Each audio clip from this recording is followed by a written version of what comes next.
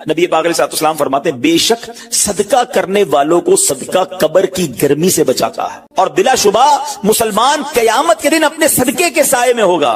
جب سایہ نہیں ہوگا، جب بہت گرمی ہوگی، جب بڑی تپش ہوگی، سوچو صدقہ کرنے والا کتنا خوش نصیب ہے، اور وہ اور خوش نصیب ہے جو روزانہ کچھ دنوں کے بعد جب موقع ملتا ہے دیتا ہی رہتا ہے، میرا سایہ بڑا ہو جائے، میں اس گرمی میں کہیں تپش میں مارا نہ جاؤں۔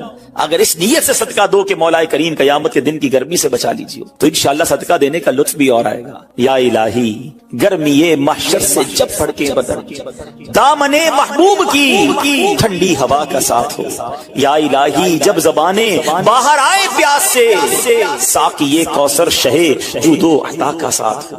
اے میرے بیچ اسلامی بھائیوں، صدقہ دینے میں بڑی جس کو کہنا خوشی دلی کے ساتھ آگے بڑھ بڑھ کر ان موقعوں سے فائدہ اٹھانا چاہیے۔ صدقہ عمر میں اضافے کا بھی باعث بنتا ہے۔ جی ہاں، بڑا کمال کا واقعہ ہے۔ حضرت عیسیٰ علیہ السلام کے زمانے میں ایک دھوبی تھا، لوگوں کے کپڑے آپس میں تبدیل کر دیتا تھا۔ تو لوگوں نے حضرت عیسیٰ علیہ السلام کو اس کے بارے میں بتایا کہ حضور یہ بندہ بڑا گڑبڑ بندہ ہے، سب کے کپڑے ملا دیتا ہے، تو آپ جو ہے اس بندے کے لیے کچھ کیجئے۔ آپ نے اللہ کی بارگاہ میں اس کی ہلاکت کی دعا کر دی۔ وہ بندہ دھوبی اپنے معمول سے گھر سے نکلا، اس کے پاس 3 روٹیاں تھیں۔ ایک سائل آیا تو اس نے ایک روٹی اسے دے دی۔ سائل نے دعا دی، اللہ تعالیٰ تجھ سے آفات سماویہ یعنی آسمانی آفت سے تجھے بچا لے۔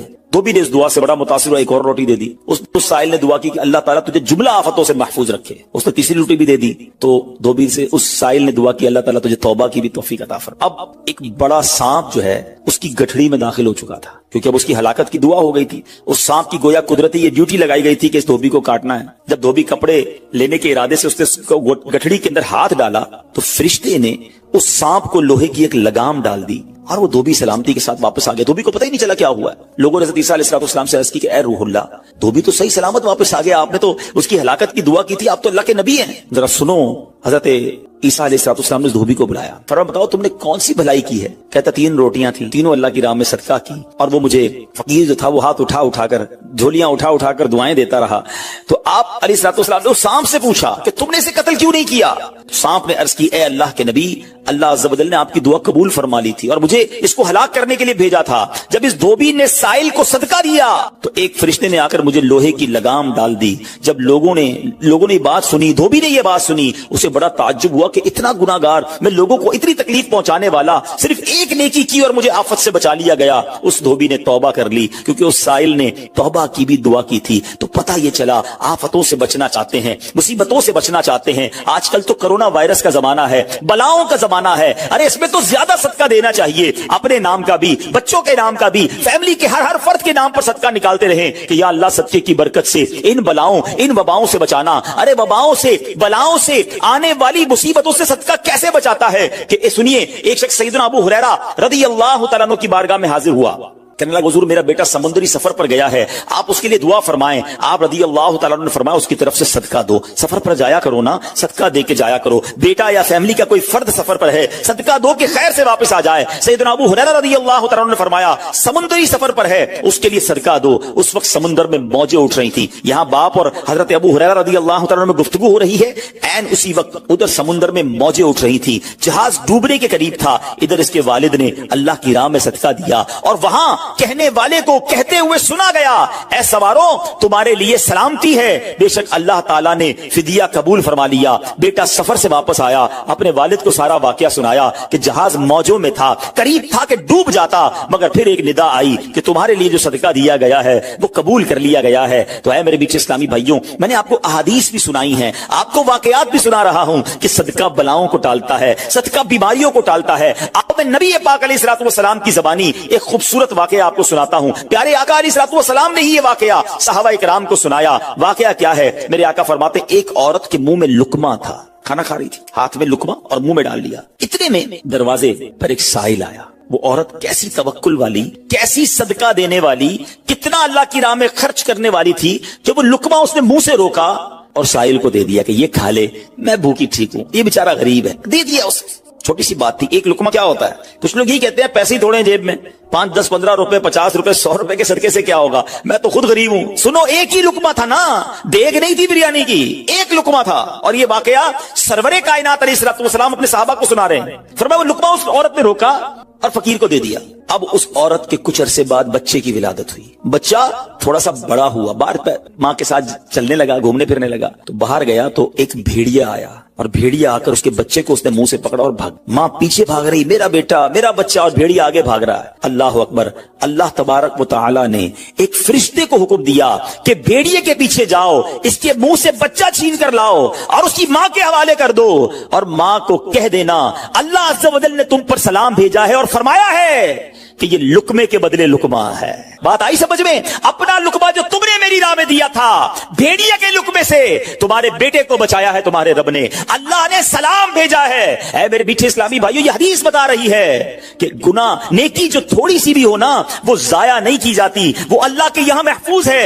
جمعے کے خطبے میں ایک حدیث سنتے ہیں, البر لا یبلا والذنب لا ینسا والدیان لا یموت. سن لو, نیکی پرانی نہیں ہوتی, گناہ بھلایا نہیں جاتا, اور فیصلہ کرنے والا جو رب عز و جل ہے اسے موت نہیں آتی ہے. اب ہمیں سوچنا ہے کہ ہم نیکی کر بھی رہے ہیں کہ نہیں, کہ گناہ کر کر کے اپنے اکاؤنٹ کو بھری جا رہے ہیں. یہ چھوٹے چھوٹے صدقے جب جب موقع ملے نا, ماشاءاللہ ہم جمعہ پڑھنے جاتے ہیں, کل بھی جائیں گے. مسجدوں میں ہم نے دیکھا ہوگا مسجد کا ڈبہ آتا ہے سامنے, کچھ نہ کچھ ڈال دیا کرو اس نیت کے ساتھ کہ یار تھوڑے اور جمع کرا دوں اپنی آخرت میں, تھوڑے اور اپنے پیسے جمع کرا, تھوڑے اور آگے چلے جائیں. اور یہ میں ایسے ہی خود نہیں کہہ رہا, سبحان اللہ. میں آپ کو بڑی خوبصورت 2-3 حدیثیں سناتا ہوں. پہلے تو یہ سمجھیے کہ آج کل دنیا میں میں اور آپ یہ چاہتے ہیں کہ ہمارے جو پیسے ہیں نا سیکیور رہیں. آج کل بڑا عجیب معاملہ ہے, اچانک آگ لگ جاتی ہے, کسی کے پیسے چوری ہو جاتے ہیں, لوگ پریشان رہتے ہیں, یار سیکیورٹی مل جائے. ٹھیک ہے, تو میں آپ کو ایک حدیث سنانے جا رہا ہوں. نبی پاک علیہ الصلوۃ والسلام فرماتے ہیں, اللہ کے حبیب علیہ الصلوۃ والسلام فرماتے ہیں کہ رب عز و جل فرماتا ہے, یعنی یہ حدیث قدسی ہے. اللہ فرماتا ہے, اے ابن آدم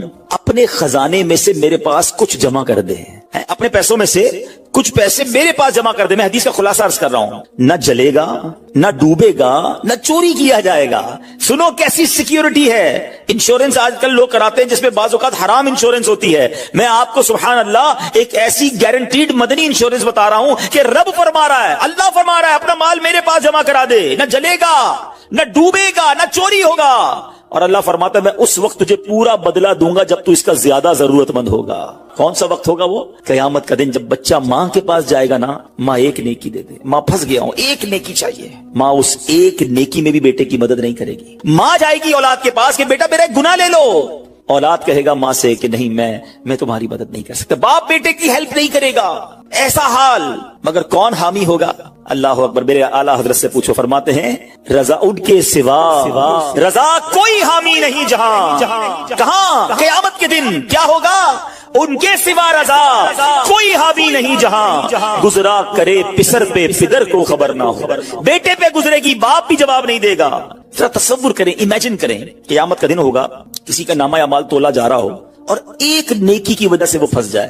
گناہ ایک زیادہ ہے, پلڑا بالکل ایک نیکی کی وجہ سے نیچے ہے. کتنا یاد آئے گا کہ کاش تھوڑا اور صدقہ کر دیتا, کاش 2 رکعت نفل پڑھ لیتا. نفل چھوڑ دیتے ہو نا, نفل ہی ہے نا, درود نہیں پڑھتے, ذکر الہی نہیں کرتے, چھوٹی چھوٹی نیکی سمجھ کر چھوڑتے ہو. اگر یہ چھوڑتے وقت خیال آئے نا کہ کہیں ایسا نہ ہو کہ وہی ایک نیکی کم پڑ گئی اور میں اللہ نہ کرے جہنم میں نہ ڈال دیا جاؤں. فَأَمَّا مَن ثَقُلَتْ مَوَازِينُهُ, جس کی تولے بھاری ہو گئی, قرآن کہتا ہے فَهُوَ فِي عِيشَةٍ رَاضِيَةٍ, وہ من مادے چین میں عیش میں ہوگا.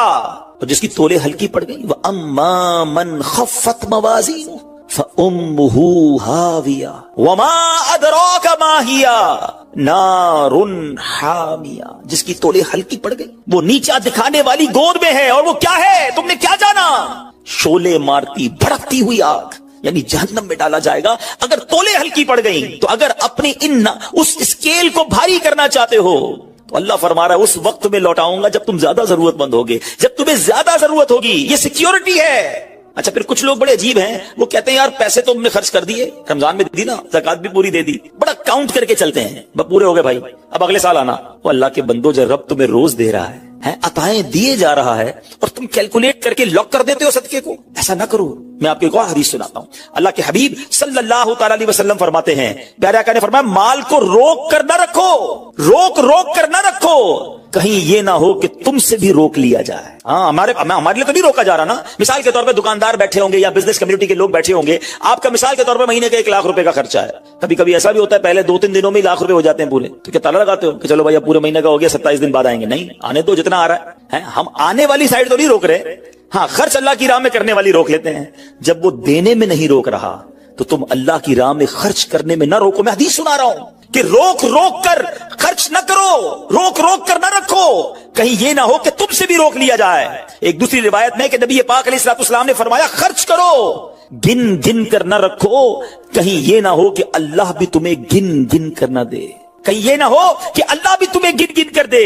اور بچا بچا کر نہ رکھو, کہیں ایسا نہ ہو کہ اللہ بھی تم سے بچا بچا کر رکھنے لگے. ادھر سے رک گیا نا, عطائیں رک گئی تو کہاں جائیں گے آپ دیکھیں. اچھا آج کے دور میں تھوڑا سا آپ سروے کر لیں, جتنے لوگ آپ کو صدقہ خیرات چیریٹی کرنے والے کھانا کھلانے والے آپ کو جو لوگ ملیں گے نا, آپ دیکھیں ان کا سرمایہ بڑھ ہی رہا ہوتا ہے, ان کا مال میں اضافہ ہی ہو رہا ہوتا ہے, کیونکہ اللہ پاک انہیں دنیا میں بھی نواز رہا ہوتا ہے. تو ہے میرے میٹھے اسلامی بھائیوں, پھر کتنی چیزیں آپ دیکھیں کہ بچ رہی ہیں, بلاؤں سے بچ رہے ہیں, آفتوں سے بچ رہے ہیں, رزق میں اضافہ, بری موت سے بچاؤ, قیامت کے دن اپنے صدقے کے سائے میں بندہ رہے, دنیا میں مال میں اضافہ, یعنی بینیفٹ ہی بینیفٹ ہے, فائدہ ہی فائدہ ہے اللہ کی راہ میں خرچ کرنا. اور سچی بات یہ ہے کہ یہ بریلینٹ کمال کی انویسٹمنٹ ہے کہ جو آپ کو ملے گی. اچھا دنیا میں لوگ معاذ اللہ ثم معاذ اللہ سود پر پیسے دیتے ہیں, حرام جہنم میں لے جانے والے کا پیسے دیتے ہیں اور وہ بڑھا کے دیتے ہیں, ہے نا, بینک میں رکھواتے ہیں, ادھر سے بڑھ جاتے ہیں. جہاں جہاں غیر شرعی کام ہے میں اس کی بات کر رہا ہوں, تو کبھی بھی ایسے منافع کی طرف نظر نہیں ہونی چاہیے, کیونکہ سود پر کام کرنے والا یہ اللہ سے جنگ کرتا ہے.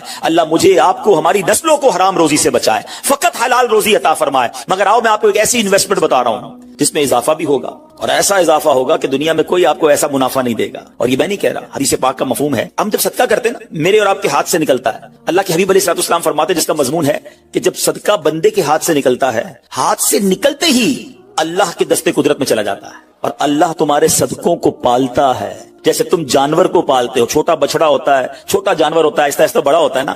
فرمایا جب بندہ کھجور کا صدقہ دیتا ہے نا, قیامت کے دن اس کھجور کے صدقے کا رب کریم اسے احد پہاڑ جتنا ثواب عطا فرمائے گا. بڑھتا جائے گا بڑھتا جائے گا, تھوڑا تھوڑا صدقہ بھی قیامت کے دن اللہ نے چاہا پہاڑوں کی مانند ملے گا.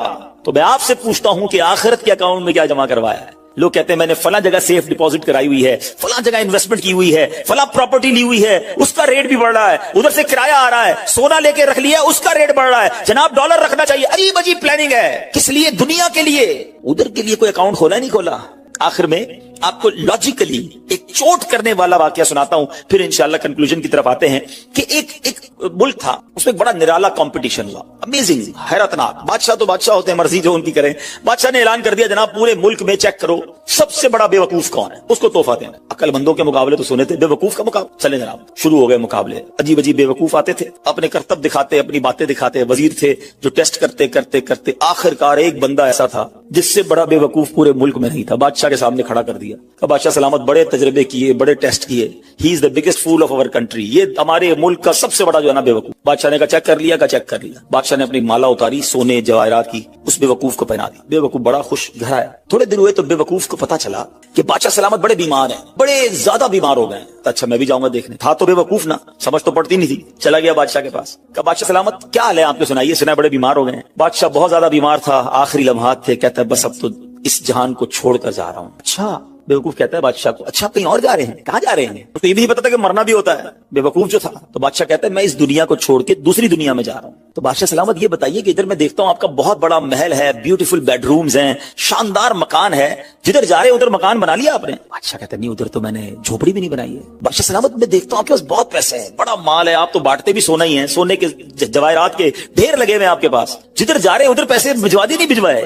بادشاہ کہتا ہے میں نے تو وہاں بوٹی کوڑی بھی نہیں بھجوائی ہے. بادشاہ صاحب میں دیکھ رہا ہوں آپ کے آس پاس بڑے خادم خادمائیں, کنیز غلام ہیں, ہر طرف آپ کی خدمت گار ہیں, جدھر جا رہے ہیں ادھر کچھ غلام کنیز خادمہ بھجوائے نہیں بھجوائے؟ بادشاہ کہتا ہے ادھر تو کوئی خادم نہیں ہوگا. اس بے وقوف نے بڑی کمال کا کام کیا, اس نے وہ مالا اتاری اور بادشاہ کے گلے میں پہنا دی. کہا حضور پھر مجھ سے بڑے بے وقوف تو آپ ہوئے نا, آپ کو پتا ہے آپ کہیں اور جا رہے ہیں, آپ کو پتا ہے اس دنیا سے آپ کسی اور دنیا میں جا رہے ہیں, نہ گھر بنایا, نہ پیسے بھجوائے, نہ خادم بھجوائے, کرو گے کیا ادھر؟ بس تو یہ حکایت ہے, مگر سچ بتاؤ یہ کتنی بڑی چوٹ ہے. شاید جتنے لوگ مجھے یہاں سن رہے ہیں سب گھر میں ہی رہتے ہیں, جھوپڑی میں یا روڈ پہ کوئی نہیں سوتا ہوگا. دنیا میں جو مجھے سن رہے ہیں بہت سو کے پاس مکانات ہیں, مگر کیا جنت میں گھر بن گیا؟ ادھر سے تو جانا ہی ہے نا, تھوڑے دن رہ گئے. جی ہاں تھوڑے ہی دن رہ گئے. ہمیں نہیں پتا کہ آج کا دن اور آج کی رات بھی زندہ رہیں گے کہ نہیں، لیکن جیسے ہی آنکھیں بند ہوئی، جیسے ہی سانسیں ختم ہوئی، ادھر کیا ہے میرے پاس؟ ادھر تو گھر میرا نہیں، پرایا ترکا. کیا کہتے؟ جیسے ہی میری اور آپ کی آنکھیں بند ہوں گی نا، حساب کتاب شروع ہو جائے گا. یہ بیٹے کو کتنا ملے گا، بیٹی کو کتنا ملے گا، بیوی کو کتنا، جناب رشتہ دار سارے حساب کتاب لے کے بیٹھ جائیں گے. میرا کچھ بھی نہیں بچنا. بلکہ کتابوں میں لکھا کہ جب انسان مرتا ہے نا، قبر میں جاتا ہے، تو گھر والے کہتے ہیں میت نے پیچھے کیا چھوڑا، فرشتے کہتے ہیں میت نے آگے کیا بھیجا ہے. بتاؤ نا کیا بھیجا ہے ادھر گھر ریڈی ہے کہ نہیں؟ ادھر کچھ پیسے، ادھر کوئی ڈپازٹ، جو اللہ فرما رہا ہے اپنا خزانہ میرے پاس جمع کروا، میں تجھے لوٹاؤں گا. میں نے جمع کروایا کہ نہیں؟ یہ سوچنے والی بات ہے. یہ سب ادھر رہ جائے گا. کتنا کھا لوں گا میں، کتنا پہن لوں گا، جو بڑا ہوا وہ ادھر ہی رہ جانا ہے. ادھر بھیج دوں کیونکہ وہاں اکیلا ہوں گا. میرے اعمال تولے جائیں گے اور مجھے پتا ہے گناہ ہی گناہ ہے، خطائیں ہی خطائیں ہیں. مارا جاؤں گا، پکڑا جاؤں گا. اگر اللہ صدقہ قبول کر لے، کچھ نیکیاں ایسی کر جاؤں جو آخرت کے اکاؤنٹ میں جمع ہو جائے. تو اے میرے میٹھے اسلامی بھائیو، خدا را آج یہ ذہن بنا لیجئے کہ جب بھی اللہ کی راہ میں خرچ کرنے کی باری آئے تو اس کو برڈن فیل نہ کریں، بوجھ فیل نہ کریں، سعادت فیل کریں. محسوس کریں کہ یا اللہ تیری مہربانی، پھر موقع دیا اپنے اکاؤنٹ میں جمع کرانے کا. دنیا میں ہم کسی کو کوئی پیسے دیں کہ بھئی یہ میرے 50,000 روپے ذرا رکھ لو، اور تھوڑے دنوں بعد میں اس کو کہوں یار وہ جو میرے 50,000 تھے اس میں سے 5,000 دے دو، یہ صاحب مجھے 5,000 واپس دے دیں. انہوں نے مجھ پر کوئی مہربانی کی نہیں نا، پیسے میں نے دیے، میرے ہی پیسے تھے، اور 50 میں سے میں نے 5 ہی مانگے ہیں. اچھا میں اس 5,000 پہ اس کو شاباش بھی دوں، تحفہ بھی دوں، خوش بھی ہو جاؤں، تو لوگ کہیں گے کمال ہے یار، اپنی پیسے تھوڑے سے لے کر پھر کس بات کی خوشی ہے، پھر کس بات کا انعام ہے. ٹھیک ہے نا، کوئی کمال نہیں ہے اس بندے کا جس کے پاس ہم پیسے رکھوا کے ہمارے ہی پیسے اس میں سے بھی تھوڑے لے لیں. میرے رب کی شان دیکھیں کہ مال کون دیتا ہے؟ اللہ دیتا ہے. اچھا اللہ اپنے مال میں سے فرماتے میری راہ میں خرچ کر لو. اچھا ہم خرچ کر بھی لیں تو کمال کیا کیا، دیا اسی نے تھا. بلکہ مزے کی بات بتائے کہ صرف مال نہیں دیتا، مال تو بہت سو کو دیا ہے، پھر اللہ خرچ کرنے کی توفیق بھی اللہ ہی دیتا ہے. دنیا میں سے بہت سارے لوگ ہیں جن کو اللہ نے بہت دیا ہے، توفیق نہیں دی ہے، اربوں پتی ہیں، زکوٰۃ نہیں نکلتی ہے. نفلی صدقات کی بات تو بعد میں آئے گی نا، جو فرض ہے، جو ضروری ہے دینا، وہ نہیں نکلتا کیونکہ توفیق نہیں ہے، دل نہیں چلتا. سبحان اللہ، مال بھی رب دے، توفیق بھی رب دے، اور بندہ کچھ خرچ کر لے تو انعام بھی ربی عطا فرماتا ہے، جنت کی نعمتیں بھی رب عطا فرماتا ہے. بلکہ ایک جگہ تو رب نے فرمایا قرآن میں ہی، ہے کوئی جو اللہ کو اچھا قرض دے، قرض حسنہ. بڑی عجیب بات ہے کہ یار رب کو قرض کون دے سکتا ہے؟ جب مال ہی رب نے دیا ہے تو اللہ کا مال ہے. اللہ فرماتا ہے کوئی جو میری راہ میں خرچ کرے، اللہ فرماتا ہے کوئی جو اللہ کو قرض دے. اس کا مطلب کیا ہوا؟ علماء نے بڑی ڈیبیٹ کی اس پر، یہ لفظ قرض کیوں لایا گیا. تو اس کے پیچھے علماء نے جو ریزن بیان کیا کہ دنیا میں جب آپ کسی کو تحفہ دیتے ہیں نا تو واپسی کی امید نہیں ہوتی اور رکھنی بھی نہیں چاہیے. تحفے کا مطلب تو آپ نے دے دیا نا، گفٹ ہے. کچھ لوگ تو تحفہ دے کر بھی امید رکھ رہے ہوتے ہیں، آج میں نے دیا ہے دیکھو کل کیا دے گا. تحفہ بھی غرض کے ساتھ، تحفہ بھی کنڈیشن کے ساتھ. تحفہ کنڈیشن کے ساتھ نہیں ہوتا. گفٹ دیا تو دیا، اچھے دل سے دیا کرو. لیکن جب آپ قرض دیتے ہیں نا تو آپ کو پتا ہوتا ہے یہ واپس آنا، جبھی تو قرض ہے. آپ تو کنڈیشن بھی لگاتے ہیں، چیک بھی کرتے ہیں کس کو دے رہا ہوں، واپس دے گا نہیں دے گا. اللہ اکبر. فرمایا جو رب نے قرآن میں فرمایا نا، ہے کوئی جو اللہ کو اچھا قرض دے اور اللہ اس کو پھر بڑھا کے لوٹائے گا. تو اس کا مطلب یہ ہے کہ دینے والا اللہ کی راہ میں یقین رکھے کہ جو میں دے رہا ہوں یہ مجھے ضرور واپس ملے گا، اور جتنا دیا اتنا نہیں ملے گا، اللہ اپنے کرم سے اس کو بڑھا کر واپس لوٹائے گا. کلمہ طیبہ کا ورد کرتے رہا کرو. ہاں یہ بھی ہم نہیں کرتے. پڑھے لا الہ الا اللہ محمد الرسول اللہ صلی اللہ تعالی وسلم. آپ کو پتہ ہے حدیث میں کیا فرمایا؟ افضل الذکر، سب سے افضل ذکر حدیث میں پتہ ہے کیا فرمایا؟ لا الہ الا اللہ. اس کو سب سے افضل ذکر کہا گیا. اب میں پوچھتا نہیں، ہاتھ نہیں اٹھاتا، اپنے دل سے پوچھ لو پورے ہفتے میں کتنی بار کلمہ پڑھا ہے. یار روز ایک تسبیح تو کلمے کی پڑھو. میں ایک بزرگ کا جملہ، اللہ پاک چلے نام بتاتا ہوں، جنت نصیب کرے، بڑے پیارے ہمارے اہل سنت کے عالم دین تھے، حمزہ علی قادری صاحب ہیں رحمۃ اللہ تعالی علیہ. ان کا ایک جملہ مجھے یاد رہ گیا.